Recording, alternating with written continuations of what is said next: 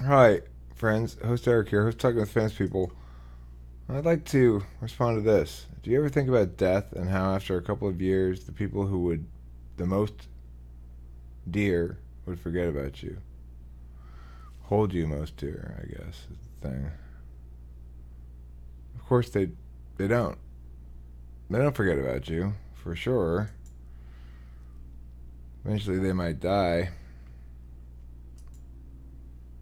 You don't survive past a generation. I'll never forget my friend Charlie. Think about him periodically for the rest of my life. I have for a long time now. He died maybe 10, 12 years ago. That was particularly brutal because he took his own life. But I'm not ever going to forget him. I'm not ever going to forget the fact that he's dead and that I didn't do anything to prevent it. Do I think about death and posterity? Yeah, I think about that a lot. I mean, I don't think about it a lot. I don't think about it often. But when I think about it deeply. And what I mean is, I'm worried very much about persisting beyond my own lifetime. I'm worried very much about converting the existing lifetime that I have into maximum impact, maximum effect. I just watched a video by this guy, Eric Thor. It's about intuition and about how it's not a gut instinct. People misperceive it as such. It's a really YouTube friendly video. I got a little hatery for a second. Like, that guy's that guy's really on point. He's probably an INFJ. He's got over 1,000 subscribers, and I don't think he doesn't have that many videos. I mean, note, of course, my videos to subscriber ratio has got to be the worst in history. Just about, unless you're talking about one of those places that just puts up pure spam. I'd like to think I never really spammed the channel. I always tried to make videos that were about something. I just have a lot to say about a lot of different things. But that brings me back to the subject of death.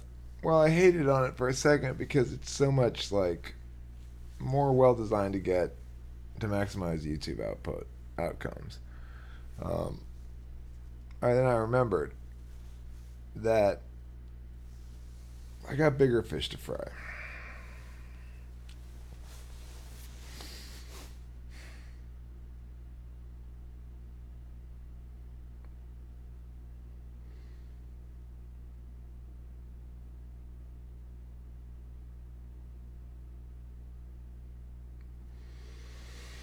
I mean, I want it to be such that so much of my lifetime is converted into media that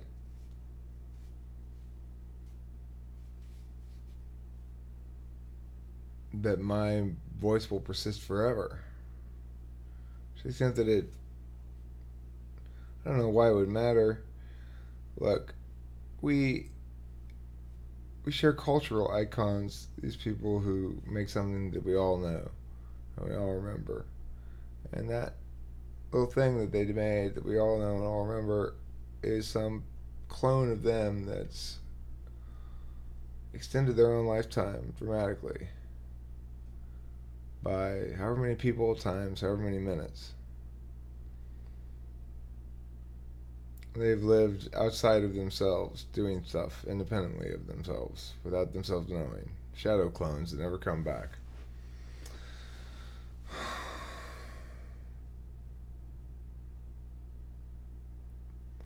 When I think of death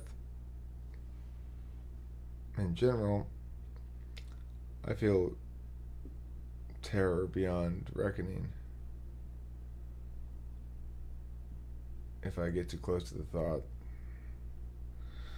But it's not so much my own death, per se, as at the death of my parents or the imagined death of other loved ones.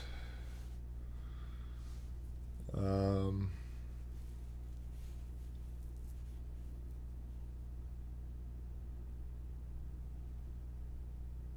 death of my parents seems scary. They could have a lot longer to go. My dad could be around another 20 years or something. I don't think my mom's gonna make it that long.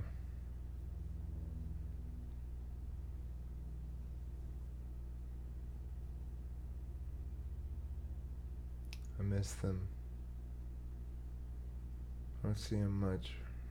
They're on vacation right now. They're in Hawaii.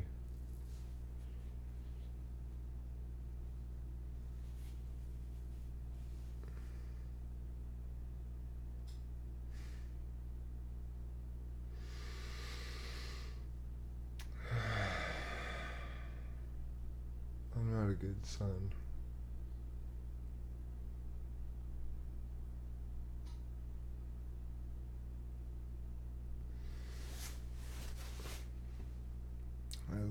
I love them. I know they know I'm there if they call me, but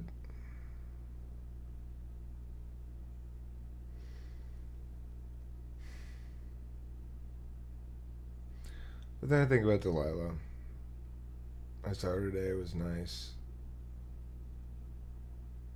And then when it was over, I was ready to go back to my life again. Send her back to hers.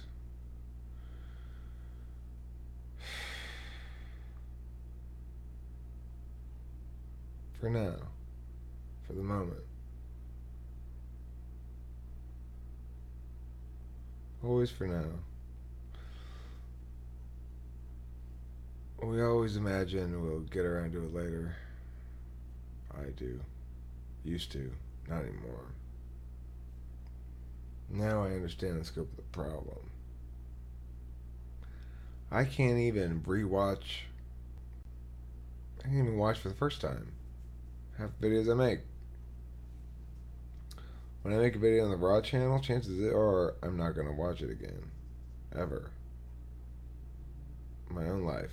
Recorded.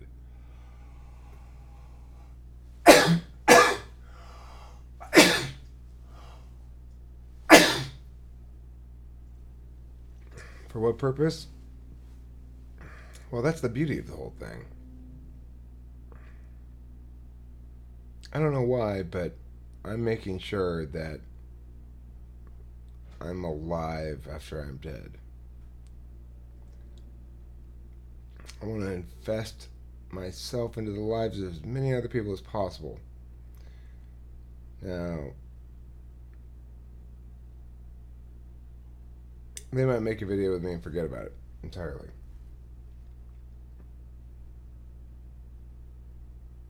Until someday, their grandkid wants to see what they were like when they were young.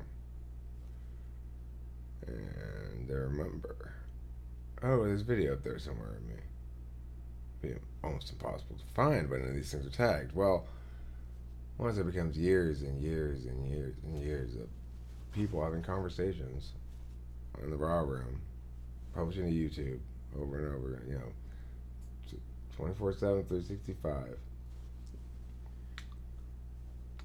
It gets to be that hundreds and thousands and tens of thousands of people have video of themselves published onto YouTube.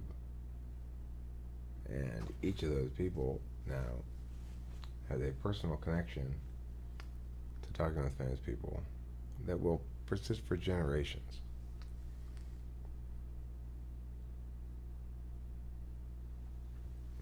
For those of us, kitty, get down. For those of us who have been on camera a lot,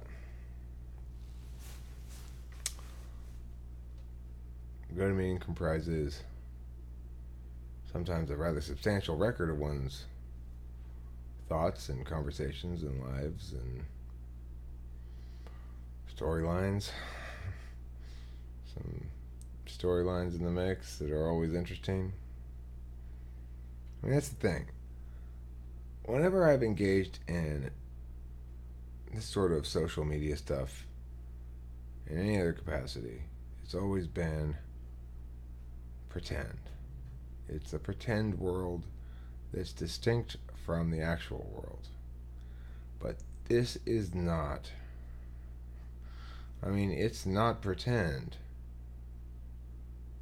It's real people interacting with each other in a separate world that's just as real and significant. if I burn somebody in a forum or something, I don't really know how they reacted at all. I can't see it. I can't see any pain in their face. I can't see any surprise. I can't see any satisfaction from seeing them get burned, if I really feel like they need it. There's no way I can do any of those things because it's text and there's a barrier. If it were video chat, just like it is, or video conferencing, or whatever you want to call it, but it were not being recorded, then you assume shit's lost to the ether. It doesn't matter as much. You don't make note of it. There is no permanent record, and there's nothing for you to refer to. There's nothing for you to utilize to improve from. And that's the thing is, even though we don't spend a whole lot of time on GoToMeeting, being aware actively in some sense that we're making media right now.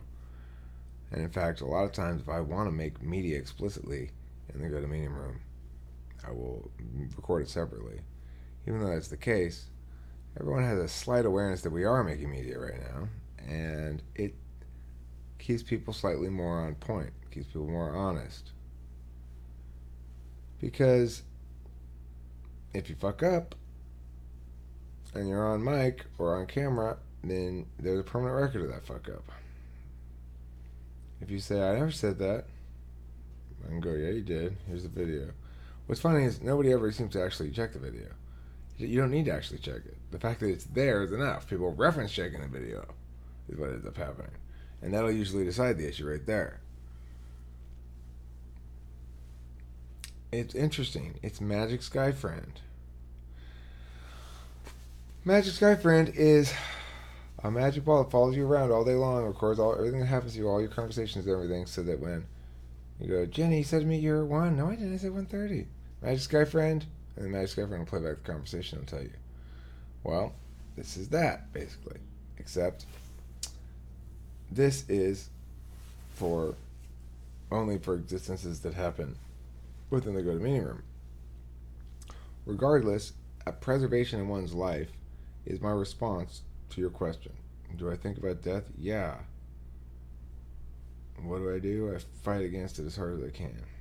Try to preserve as much life as I can. Try to maximize the amount of time that Eric Strauss is.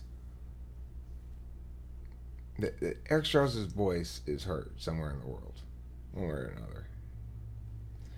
Because I mean, it's the only sense in which I exist at all, as far as I can tell. I'm pretty sure I don't otherwise exist.